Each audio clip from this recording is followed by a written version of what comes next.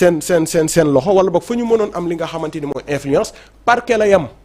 ndax effectivement parquet boobu noonu looloo waral sax ñu bëri di naan ki nga xam ne mooy le président dafa war a génn ci magistrature mais tey bu génnee ci magistrature itam benn instant amul impact parce que magistrature boobu noonu ba tey dafay rendre compte ki nga xamante ni tey jii nii mooy le procureur de la République et le procureur de la République ñun ñëpp xam nañu ni le président de la République mooy daal di def li nga xamante ni mooy nomination yeeg yu ni mel te ba tey dafay rester ci cadre boobu nga xamante ni mooy chancellerie donc lii mooy en tout cas maguy judiciaire bi nga xam ne yàgg nañ ko gis te tey bu ñu xoolee dossier bi ak ni nga xamante ni daal dinañ koy teg ci yoon vraiment dañuy rafetlu loolu te on espère que la justice continuera à faire son travail te ba tey li nga xam ne diggoon nañu ko muy une justice boo xamante elle est juste pour tous les Sénégalais dañ koy daal di woyal. dossier bi mami nee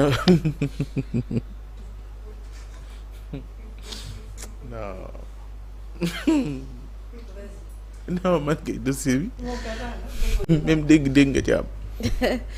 waaw pour ne pas répéter pour ne vraiment pas répéter li Momo wax ak li Fariwa ak Ibrahima Sall qui sont revenus mais vraiment largement ci yenn procès et je suis totalement d'accord ci avis Momo mi wax ni maintenant mën nañu wax ne dëgg-dëgg que la justice est libre et indépendante dans sa procédure et que mënuñu wax ne cette justice là maintenant elle est politisée wala cette justice là dafay dox ci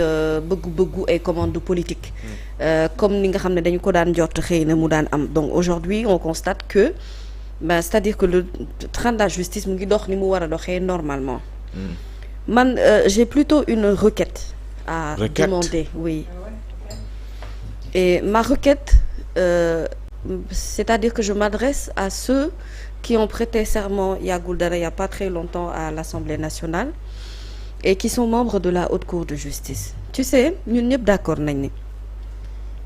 ni képp koo xamante ne ni nag ministre nga fi woon wala PM nga fi woon mënuñu la àtte dans les juridictions ordinaires pour la toute bonne et simple raison que ñoom ñu dañu am ay privilèges de juridiction. Privilège de juridiction yooyu ñooy tax ni leen mën a àtte rek ce sont les juridictions spécialisées comme la Haute Cour de justice te ñoom lu ñu am privilège de juridiction je parle des ministres kenn rek moo ci am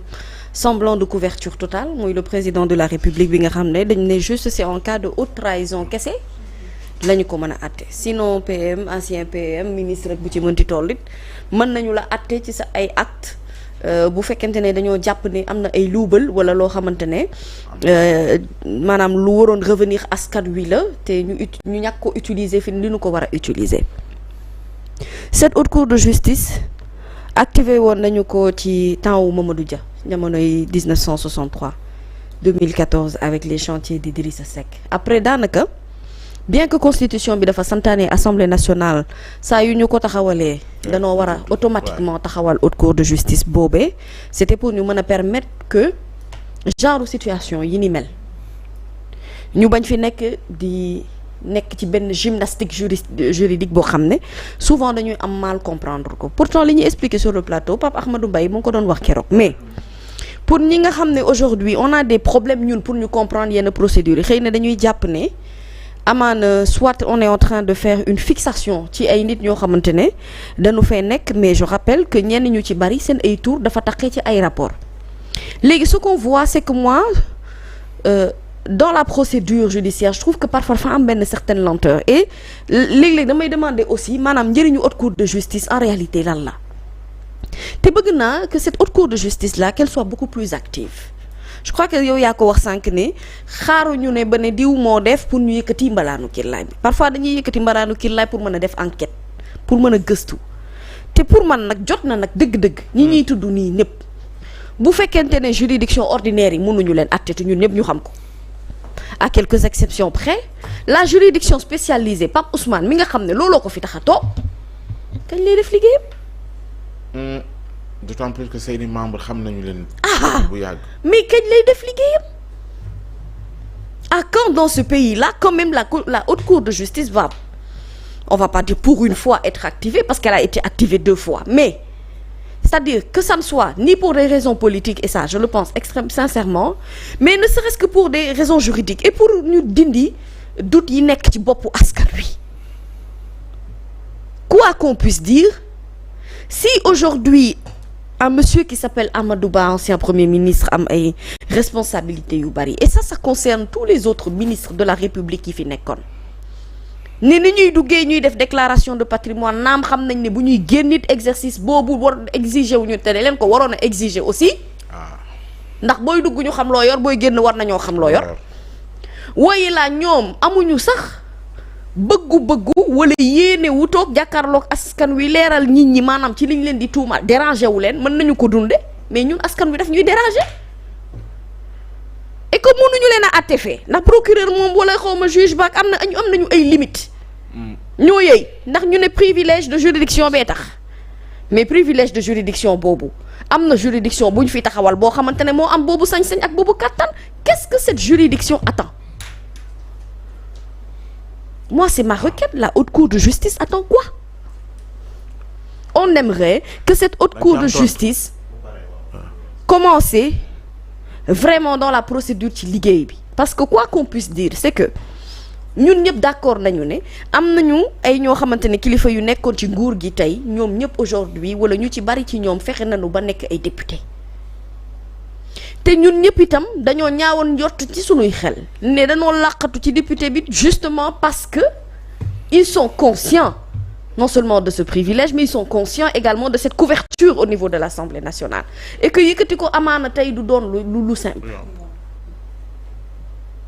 mais c'est pour ça que cette cour a été